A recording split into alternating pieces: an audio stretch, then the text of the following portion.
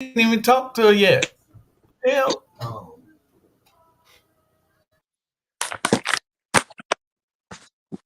What are y'all doing? Y'all starting the show already?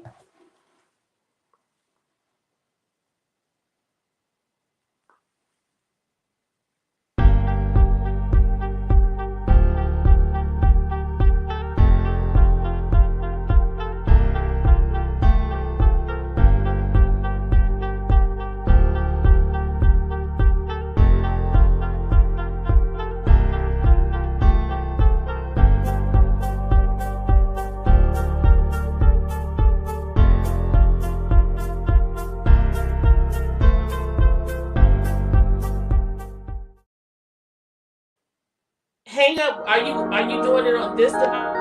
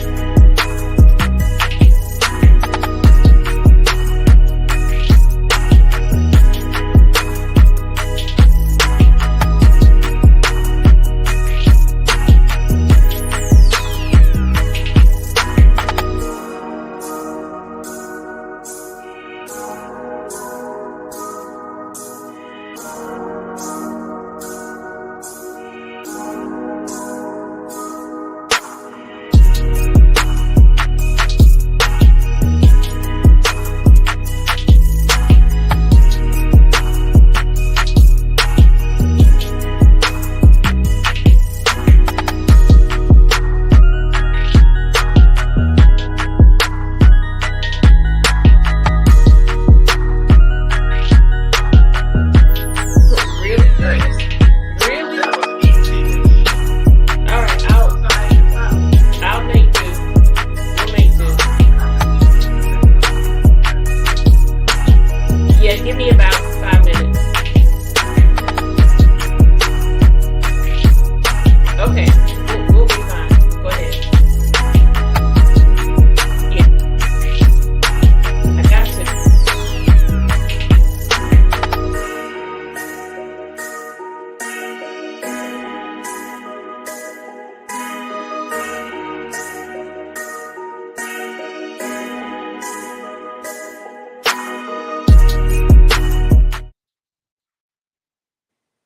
Hello, Savannah. Hello, hello, hello.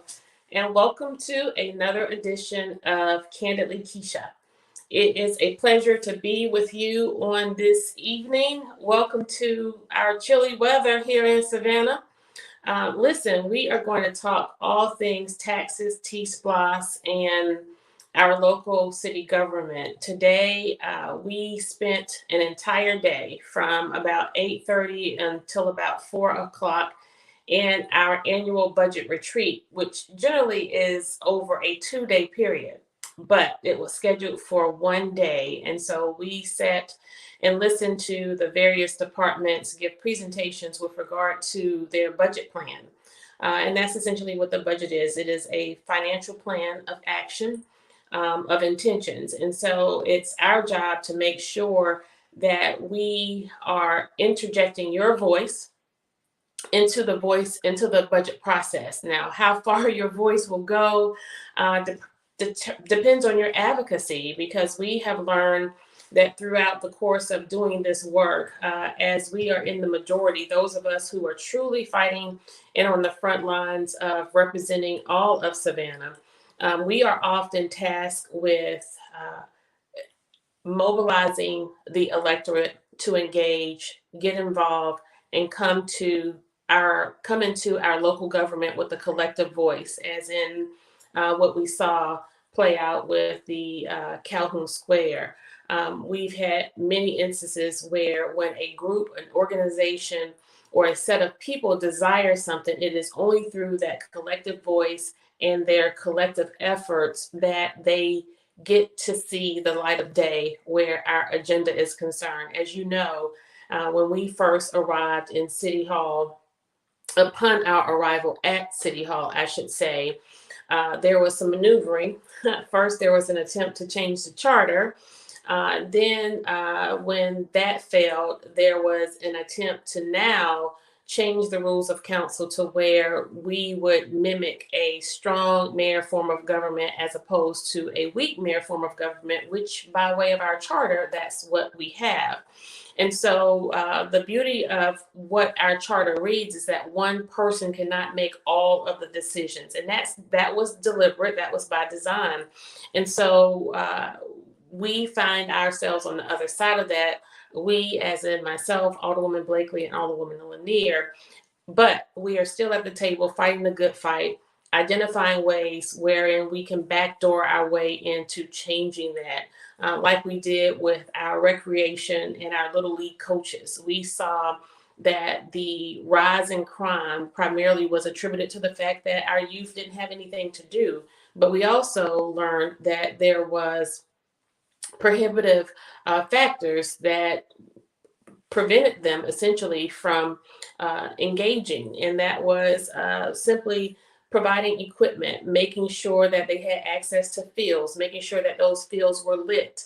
And so those coaches mobilized, they engaged, they came to our city hall for the first time. The city manager, a city manager, met with a group of local coaches here in our city at a round table, or oval table rather, and had discussions about their needs and how the city could meet those needs. And so we are so excited about the opportunity to see what kind of outcomes they are going to have at the end of next year. And so we are continuously advocating for more. We cannot give enough or out a return. We don't give anything. It's all y'all's money anyway, right? You are our taxpayers. You contribute to the coffers of the city of Savannah. And so what we want you to know is that we are there to advocate for you for your return on investment. And that's one of the reasons why we did not support TSPLOST. TSPLOST is a transportation tax which provides funding for roads, sidewalks, infrastructure, and throughout our communities. Well, we know that historically those type of tax dollars via sales tax and SPLOST dollars do not often find a way back to our communities. The communities wherein we have individuals who are the most vulnerable. And so oftentimes those are also the communities where there's the greatest need. And so in this case, we, in the face of us coming out of a pandemic, in the face of the city of Savannah, the county of Chatham, receiving in excess of $100 million via ARPA, American Relief Protection Act funds, the federal bailout, as well as the fact that we had not fully rolled back. A lot of talk is made about having the lowest millage rate since 1987. But the fact of the matter is, what they will not say is that it could have been actually lower than since 1987, and it really is not all that low. But we want you to recognize that factor where when politicians parade around your communities, your events, your activities, your neighborhood association meetings, and if they are not speaking language that's consistent with rolling back the millage rate, we want you to know that they are not doing the very best that they can by you if they haven't communicated with you why your property taxes have increased. You should know that the values of property here in Savannah, even in the lower value neighborhoods, taxes are going to increase because the values all over the city of Savannah are increasing steadily over the last couple of years, and we suspect that that will be the case again. So one, we did not fully roll back the millage. Two, we are recipients of huge federal dollars via opera funds. 3, we're coming out of a pandemic, right? And 4th, for me, there really was no real buy-in from the community. There was no priority, and there was very little communication as to what that TSPLOST tax would actually pay for. And because that was not the case, all of those factors in its totality proved to be problematic for me in my vote. But ultimately, I should tell you, ultimately, are the dynamics associated with how TSPLOST was marketed and who marketed TSPLOST, right? And so we are constantly advocating for transparency. We're constantly advocating for things to be above board within our local government. And when you have individuals who market TSPLOST be the same individuals who do big business with the city of Savannah and the county of Chatham, i.e., engineering firms, architect firms, attorneys, contractors, developers, those individuals collectively with the chamber, Savannah Chamber, invested $125,000. $125,000 to market TSPLOST. To market TSPLOST, to tell you to tax yourself more. How could we, in our good conscience, tell the citizens of Savannah to tax themselves more when a carton of eggs is $6 and $7? How could we, in the face of where we are with the fiscal vulnerabilities in our community and in our families, how can we tell you to tax yourself more only to create this slush fund so that these entities, these individuals have these automatic contractual agreements that they historically get time and time again. And in return for those major dollars, millions of dollars that they will get as the engineer for this project A, project C, D, E, F, B, they then turn around and give the bulk of that. They turn around and give the bulk of a maxed out campaign contribution to the chairman of Chatham County, to the mayor of Savannah. That's how that game works, right? And so to prove this, we pulled the records. We pulled the records and we could see where the individuals who were contributors to marketing TSPLOST, to advertising TSPLOST, to paying for those big green billboards with the penny, to paying those who pay for those trifold brochures, those green ones that went around to your neighborhood associations and to your organizations and sat on the counters of businesses you frequent, those yard signs that you saw, all of that was paid for by the individuals who do the business with the city, with the county. And you can pull the agendas of the city and the county, and you will see those firms as agenda items. But more than that, you pull the financial disclosures of some of our sitting local politicians, and you could match their names. See, that's how that game is played. And that's why they want us to shut up and not talk.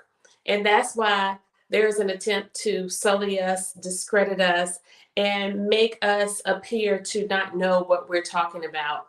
And in some instances, like tonight, we're just called flat out liars and that we don't know what we're talking about.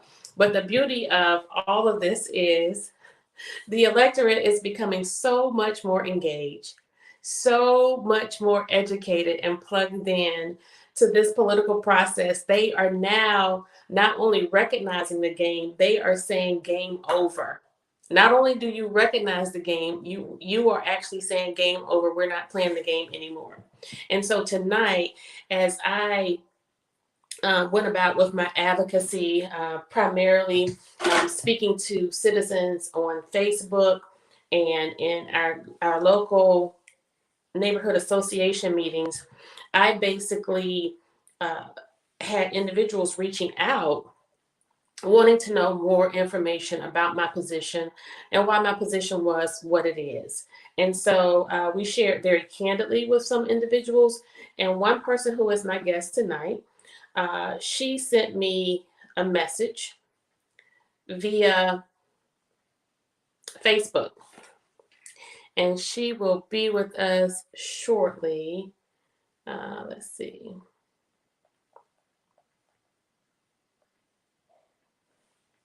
If she's not in yet, producer, we'll give her a minute.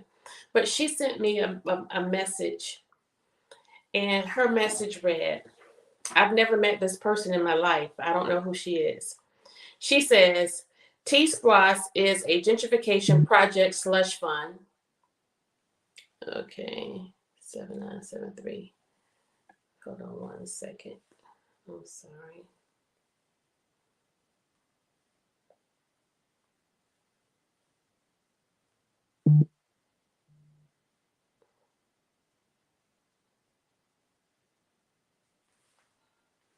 Give me a second, guys.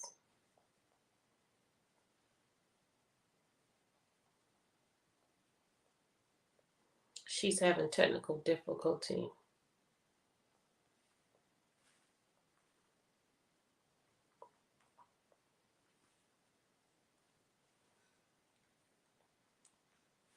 Let's see here.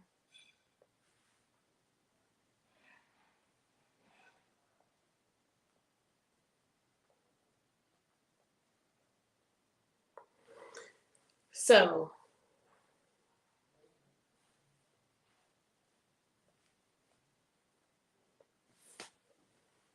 her message read, TSPLOST is a gentrification project slush fund, and you can see and read for yourself as the Skidaway Road widening project is number one on that TSPLOST list. For 2 decades, Chatham County and Savannah politicians have been pushing a road project to gentrify Sandfly and bulldoze their historic church, Speedwell Methodist Church, located at Skidaway Road and Montgomery Crossroads. Those Black people are descendants of slaves freed from Wormslow Plantation. All their homes, their cemeteries, and churches have been in their families for hundreds of years. Anyone who votes for TSPLOST and any group or politician who pushes it only is out to enrich themselves by undermining residents just like Sandfly out of their property cheap through use of eminent domain. They've been exposed for 2 decades in national news media like New York Times and LA Times.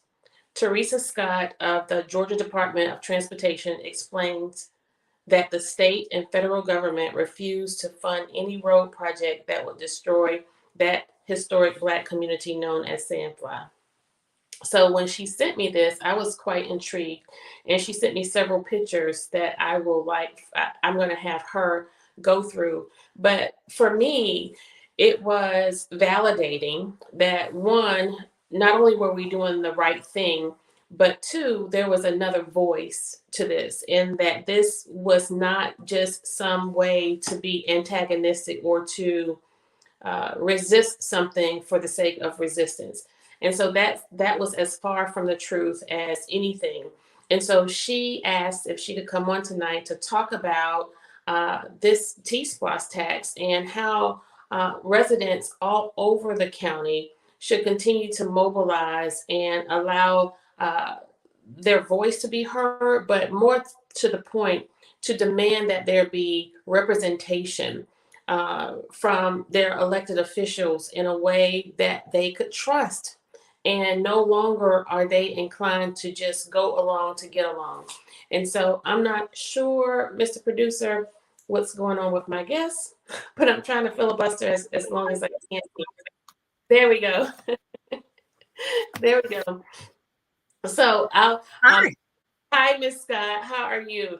Well, so listen, as she gets settled, I was concerned because usually when people send me something, I like to protect their identity and maintain confidentiality. But in this regard, she says, please use my name. I don't care. These people need to know Ms. Scott went on to say that Tom Barton published a letter that she wrote um, in terms of I think you wrote it in response to a companion editorial, and you had the Black local newspapers publish your letter as well, and identified it as a scandal. Polly Cooper dedicated a section in Historic Isle of Hope about Sandfly and all of those families out there. Wonderful, kind, and generous people, you described them. And you go on to say the book is on sale at the Georgia Historical Society.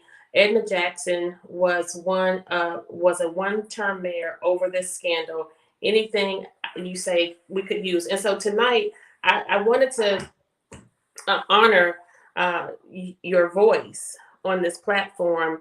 And I read the first part, Ms. Scott, where you talk about TSPLOST being a gentrification tax that essentially politicians who are seeking to pad their pockets and divide our community.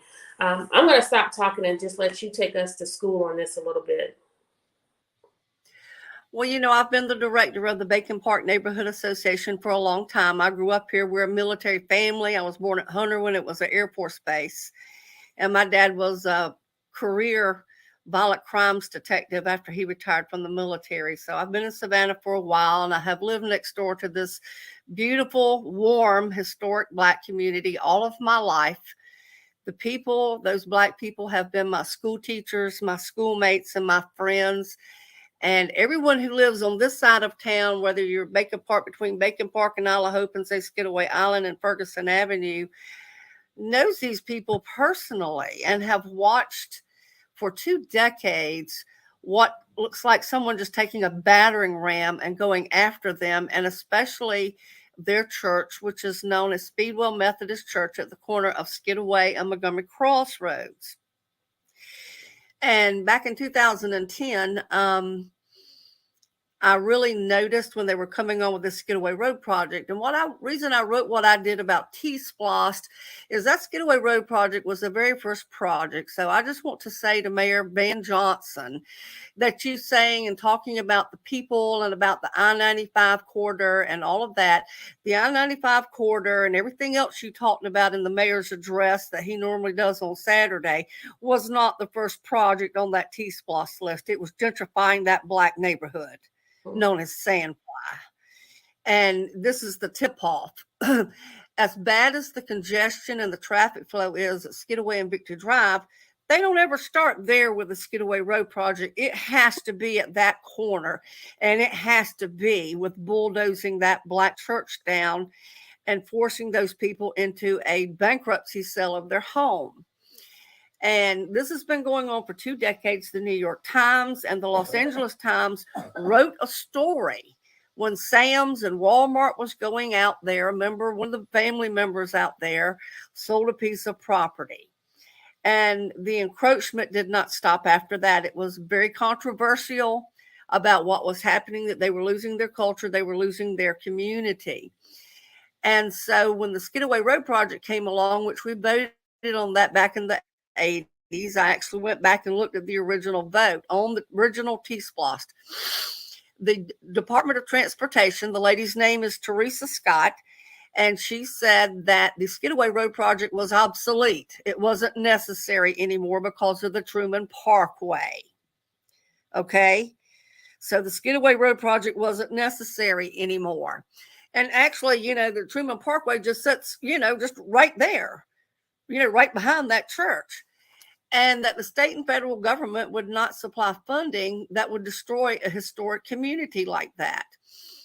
And so that's the reason they have to use TSPLOST and they have to, look for money like that, is because the state and federal government considers it an obsolete project and that it's unnecessary. They recognize it for what it is. It's a greed project. Right. And I'm going to go ahead and name some names. One of the number one people behind this, who was behind it in the beginning, is Patrick Shea, a former county commissioner chairman. Okay? Not chairman, but he was a county commissioner for this district. Bobby Lockett holds his seat now. And he's always in the wings. He's always in the background, and I know this because when I was up there at the courthouse And at the time, Patrick Monahan was the county manager, and he said I could go up there in the county engineering office and look at anything they had. And they got Patrick Shea on the phone because I was up there, and he wasn't even our county commissioner anymore. So that's how involved I knew he was. I also had a copy of an agenda from back around 2011 when they were trying to build that Oglethorpe Charter School, that it wasn't just a school. And I kept telling everybody that when I was looking at the plans for this school, that they were going to come all the way down to Montgomery Crossroads. And basically, they were going to get rid of all those people that live in there. They were going to force them out. I think one of the most interesting comments, because, I went on every page where they were advertising TSPLOST, and one lady had a comment that was very interesting. And this is very important, especially to the Black community. I don't want you to believe anything that I say. I have a paper trail.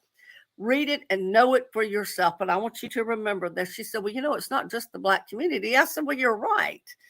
That doesn't matter. They'll do it to anybody. And you need to be aware of what they're doing when they're gentrifying your community. But over on Limerick Street, which ran up beside Bacchus Cadillac, that street on the first block was just businesses like the Dover Elevator Company, and there was like really reputable businesses back there. And then on the other side of the street was mostly residential houses. And the city of Savannah bought a house and they condemned it. And then they declared it surplus property, which brought the property value to zero. Well, guess what happened to everybody else's property value on that street, on Limerick Street? They ended up having, if you're holding a $200,000 mortgage, for example, and a government comes in with eminent domain or doing something like that and buying something and declare it surplus property, they just tank your property value. Right. And you're forced into a bankruptcy sale where you're going to sell your property real cheap. So go over there to Limerick Street with what used to be Bacchus Cadillac and tell me if you see anybody's business there anymore, because you won't. And those developers got it really cheap. And that was the point, is that it's these developers and these people who are involved in that. So you really do. So, and that's what I told her when I kept bringing up this issue with Sandfly. Back in January, I had a neighborhood association meeting. It was a crime watch meeting. And one person who has a friend who's a county engineer spoke up about the need for that roundabout at Montgomery Crossroads and Skidaway Road. And the hair on the back of my head stood up.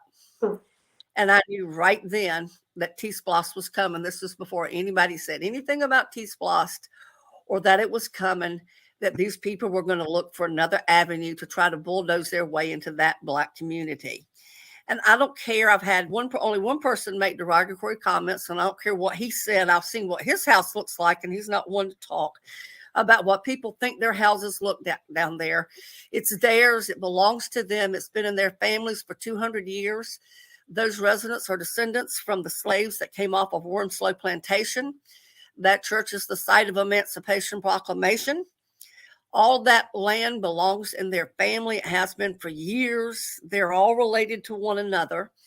One of the things that really compelled me to stand up and write that letter to the editor, and I really appreciate Tom Barton, the opinion editor at the time, he wrote a companion piece next to it. And this went out in the Sunday's paper about what they were trying to do. And I'll tell you a little bit more about how we found out about everything.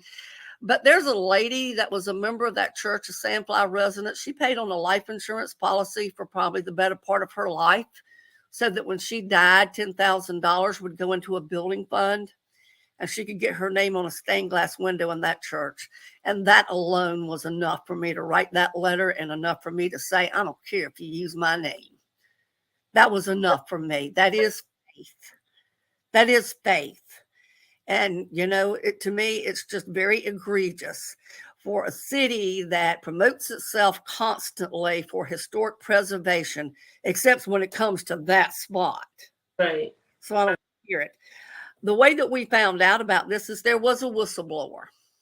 There always is. You'd be surprised about what I find in my mailbox or what somebody slips up under my door. So there's always a paper trail and there's always a whistleblower. And so a newspaper reporter got through the Freedom of Information Act, went up there to the Chatham County Commissioner's office and was able to get all their emails about everybody that was involved. So when I wrote that letter to the editor, I named Edna Jackson, who was mayor at the time, and Mary Ellen Sprague, because there were emails that they were a part of. So anybody denying that they weren't a part of it or weren't aware of it is lying. The pastor at the time, who's no longer there, they dismissed him, of course, was trying to tell them that they were going to move to another church down the road. But what they didn't realize is that Speedwell Methodist Church has a cash asset, a very large one. Their cash asset would have been following and gone to that church down the road. Now, that in itself is very bad. With no notice, you weren't going to tell anybody or say anything, and you were just going to spring it on them like that. And they would have never known that their church was sold if a whistleblower had come to me and I hadn't to poke the bear at the news.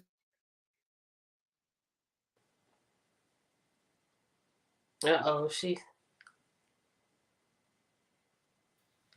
been messing with us. But I will tell you. Scott, can you Yes. back where you broke up when you said if I hadn't poked the bear? Can you start back from there? Yes, I really appreciate when I wrote that letter. Mr. Barton loved to edit my letters because, I always tell people I'm not white, I'm Scottish, and I've got that bluntness about me, which is, when people try to wipe you off the face of the earth, that's the reason things like this are very sensitive to me as a Scottish person. I guess you you feel very, yeah, and so I kept after him. And he edited the letter and told me when he was going to publish it. Wow. Well, and a lot of that had to do with what came out of the Freedom of Information Act, when all the emails and all of their communications and how deep they were involved in this and how they were not going to let anybody who was a member of that church, who really paid for and built that church, they weren't going to let them know anything. Listening to you, I think about the old saying, the more things change, the more they stay the same. So much of what you are saying tonight is reminiscent of what we experienced with the Weeping Time, what we are going through with the fairgrounds right now, and what happened with Calhoun Square. It's a culture that is so strong in this city.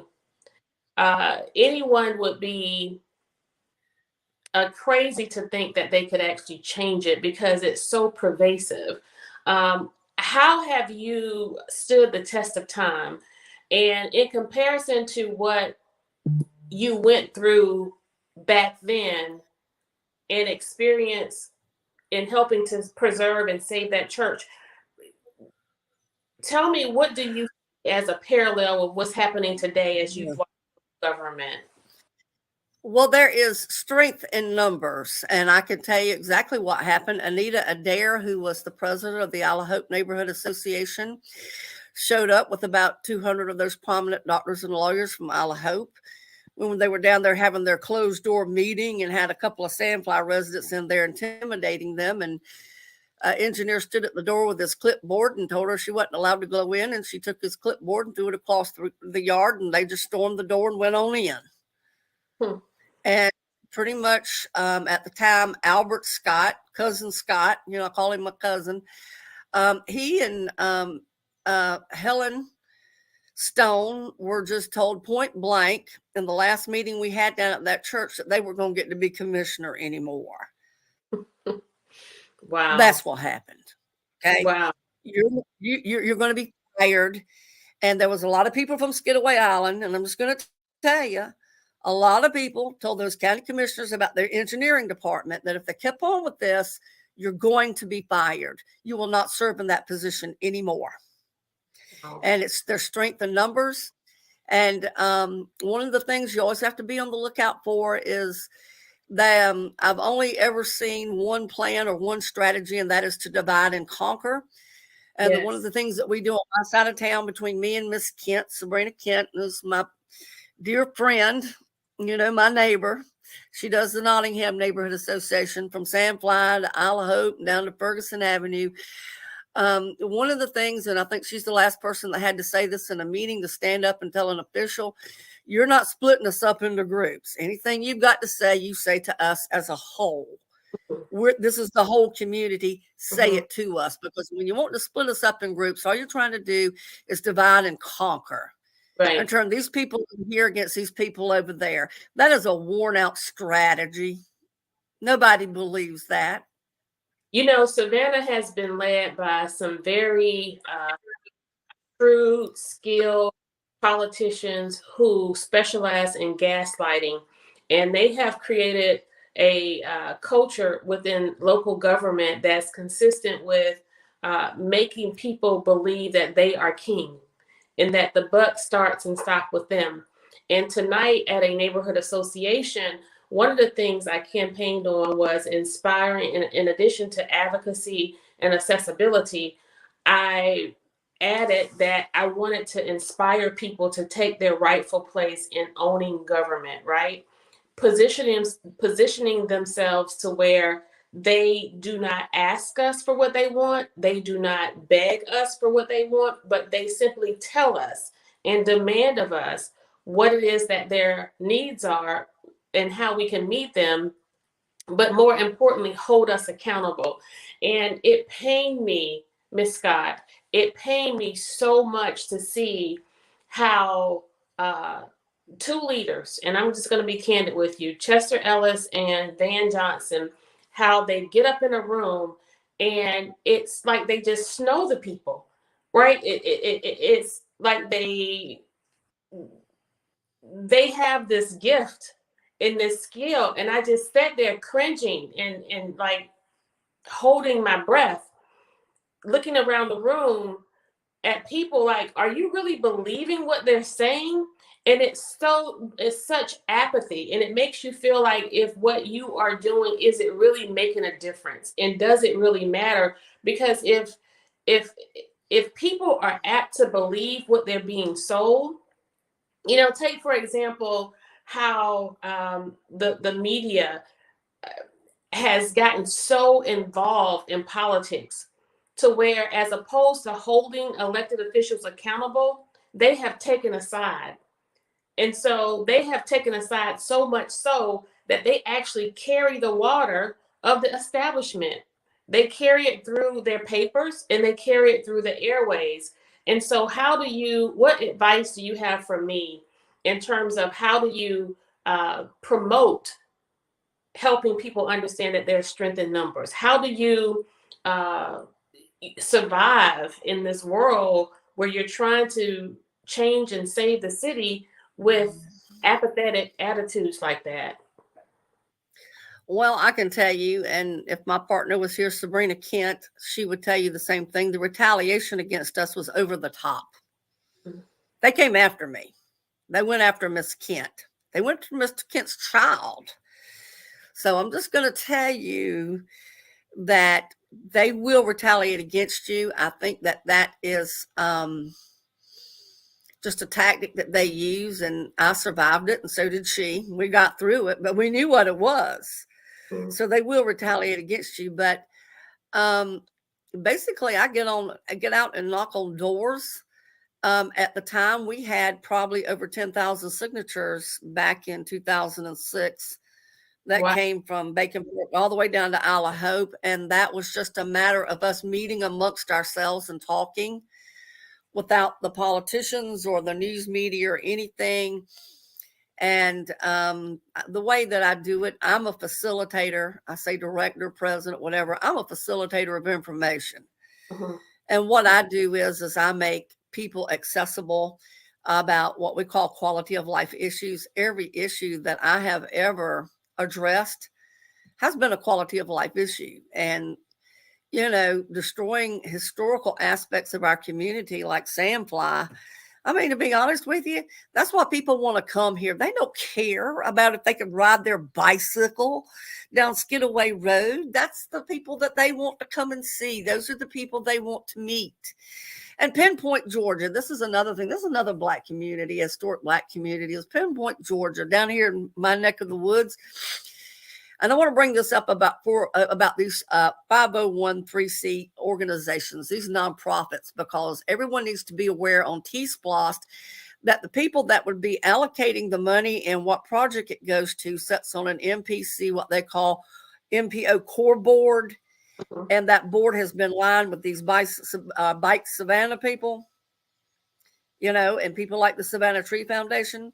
And I don't have anything bad to say about those people or whatever, but I don't want to know where they have achieved such power that they can, start allocating funds and they get to make a decision about gentrifying a Black neighborhood.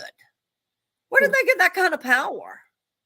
They get that kind of power because, and I know who it was. It was Nick Palumbo that put that Bike Savannah. There's two people, right off the top of my head, but sit on that board, and these people are in charge of allocating taxpayer funding. How did that happen? Well, I think it's through acts of misleading people. And I know that for the most part, the individuals who are a part of these groups are they have well intentions, but the leaders who lead them do a poor job of striking a balance between helping us to maintain our culturally blended neighborhood and creating these projects or these products. In addition, it's a lack of education and communication that goes forth. It's like the winners take all approach is what they engage in. I want to go back to the Speedwell Church. You sent me a couple of pictures, and I'm going to have the images. You sent me 4 pictures. I'm going to have the images put up, and I just want you to talk about those images.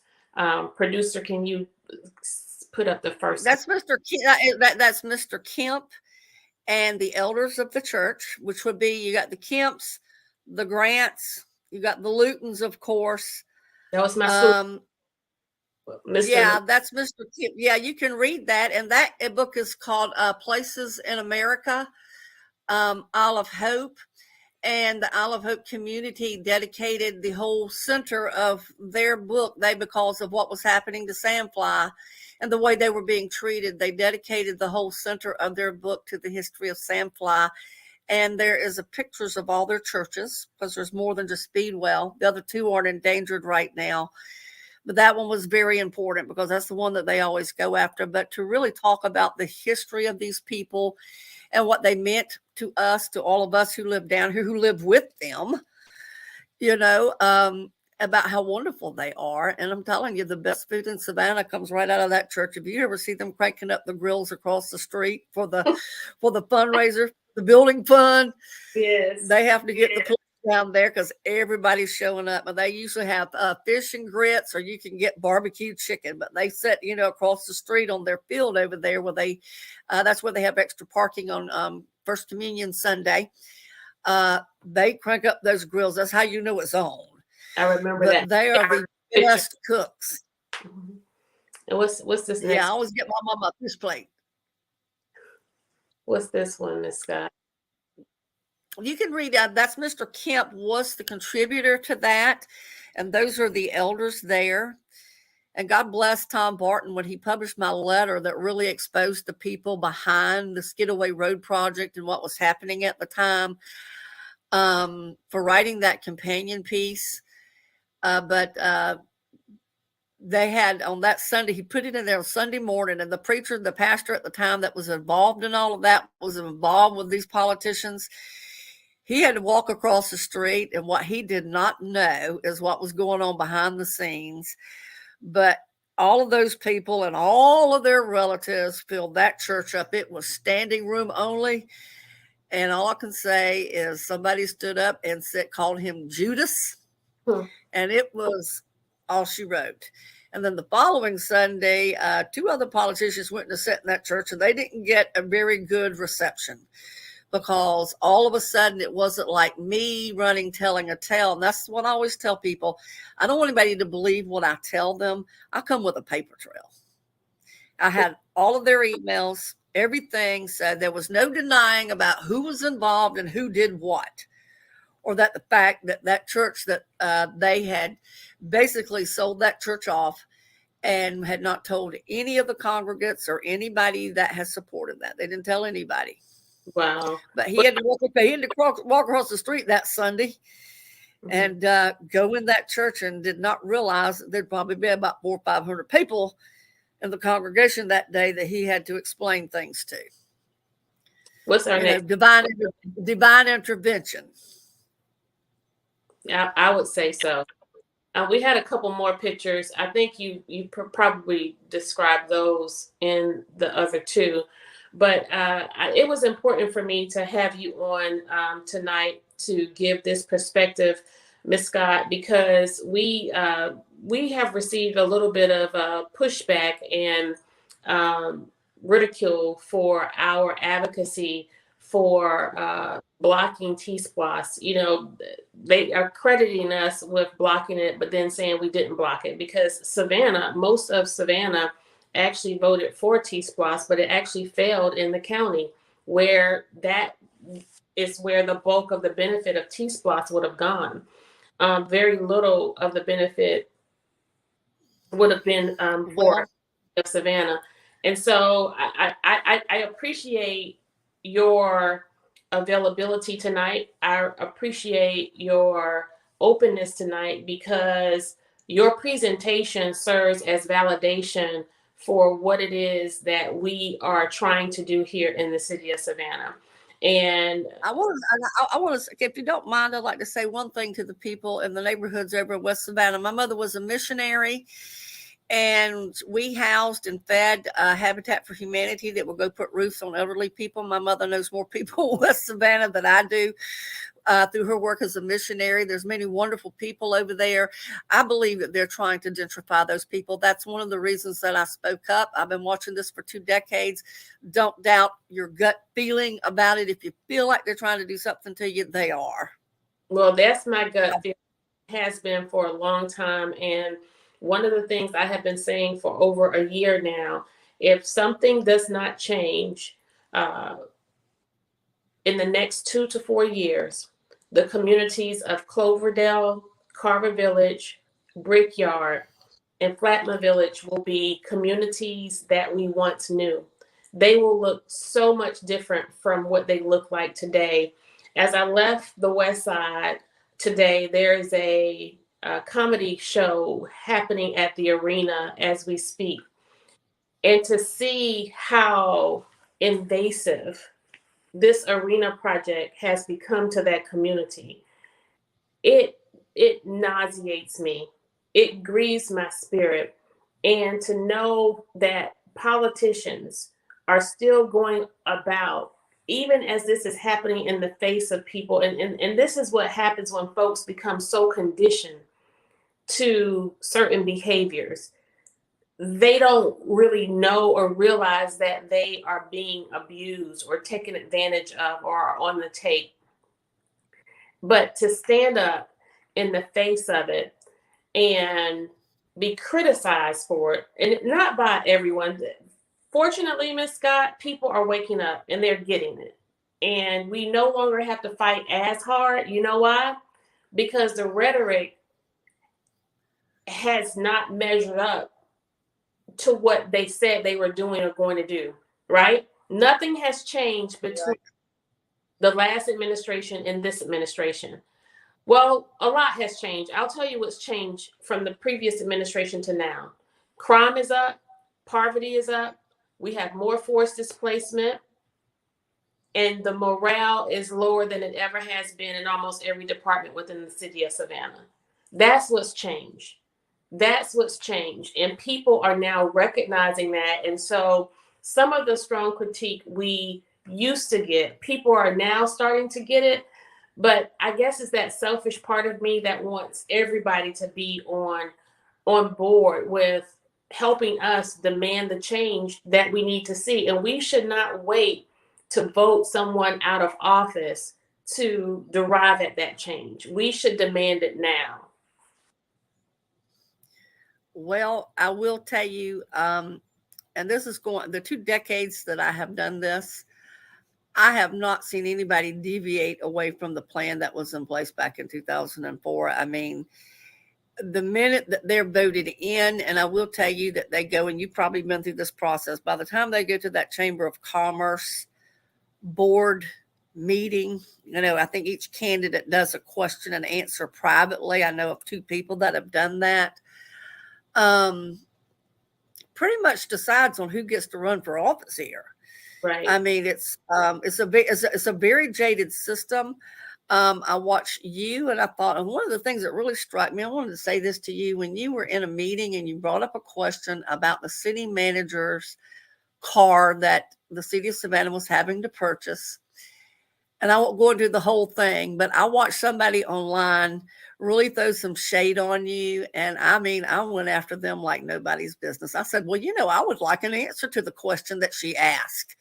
Maybe that's why you're saying something about her. She's asking a question that you want to, sweep under the rug. Well, I want to know the answer to that question. If we're buying a car for the city manager, like we bought one for the mayor, are then we giving them a car allowance every month, and are we hiring them a chauffeur? I mean, I think that's a fair question. That money comes out of my paycheck and everybody else's paycheck. Exactly. So, I mean, I want to say good job. I hope you'll continue doing that. I really have a lot of respect for you for standing up and asking that question. And personally, I appreciate you. Well, I appreciate you too, Ms. Scott. Thank you so much. I'm not on a quest to call people out, but what I do want to do is what the citizens of Savannah sent me to do, right? And that is to assure that the coffers of the city of Savannah are being appropriately allocated, resourced, and delved out. And that's what we want to do. And so I can't help but ask questions when something is presented before me that doesn't make sense or doesn't pass the smell test. And so what we are not are rubber stamps. I'm not a rubber stamp. I'm not going to say yes to everything that's in front of me.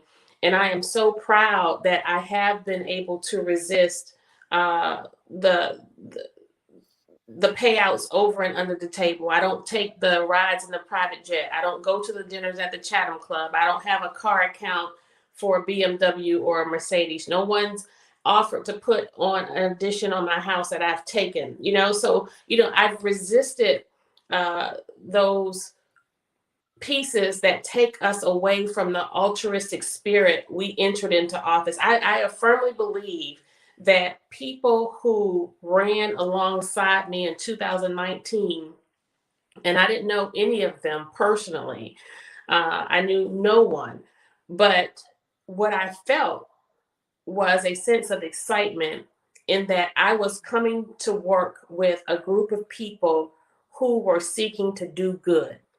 But Ms. Scott, in short order, what I saw happen right before my very eyes, I had skilled politicians in the persons of Van Johnson and Estella Shabazz who knew the value of a 5-vote majority. And they were on the race to get and garner 5. And in their getting and garnering 5, they did everything possible to divide us. And that's the primary reason why this council is so divided. But fast forward from there, now the goal is, if you can't control, you have to sully and you have to discredit. And so I feel like we've passed the test. We've stood the test of time. We're going to continue to go forth by faith and not be swayed by those experiences that we have. And, there's a saying that I live by. For those who matter, they won't mind. And for those who mind, they never really matter. But where we are today is in position to continue to serve the whole Savannah. And I know that the people who need what we are fighting for, they have no complaints. The people who care about people who need what we're fighting for, they have no complaints. The people who do not want us spending money on things we do not need, they have no complaints. People who do not want their taxes raised 1 dime in the face of eggs costing $7 a dozen, they do not mind. And so for as long as those individuals are a part of who we're serving, I know that we're going to be okay. We're going to be okay. And I don't know how or where I found you, but I'm just glad that the Lord saw fit for our paths to cross. And I'm encouraged as we go forth that people like you will keep your eye on us and not tell me what I want to hear, but tell me what I need to hear and hold us accountable and keep coming with those historical nuggets that a few of us have forgotten and don't remember. But thank you for reaching back and bringing that present for us tonight. And I'm going to be bugging you a little bit more too on some more topics. I tell you, one of the things that I would like to see, the only thing holding Bacon Park and Sandfly back from going on the National Registry of Historic Places is a letter from City Council. And I guarantee you, bring that up, you're going to be very divided. That will tell you the truth behind what. Well, let's tell that story. Well, let's try it. Let's see what happens. All right. When is the next neighborhood association meeting for Bacon Park? One Christmas is coming up, and I'm probably going to try one for the 1st of December and have our police there crime watch meeting and get together and make it a little festive to see my neighbors. And soon we'll get out and start passing out newsletters when I find out what's been going on. It's a vast community, small but mighty. Well, give me a buzz, keep me posted, and we'll definitely be there. Listen, Miss Scott, absolutely. You have been generous with your time tonight. I appreciate your sharing and stopping in, and we'll be in touch. All right. Thank you so much, Kesha. Good night. Yes, ma'am. Good night to you. Listen, everyone, it has been a wonderful night. I'm so glad Miss Scott stopped by to see me and to share with us. We are just so grateful that when people just out of the blue just pop up with what you need. And I was delighted to be able to share that with you tonight. We're going to keep going forth in the spirit of the Savannah that we want to see. And without further ado, I will be coming back to you probably by midweek to share some more information with you. But listen, Savannah, always know I love you and I'm not tired yet. Good night, y'all.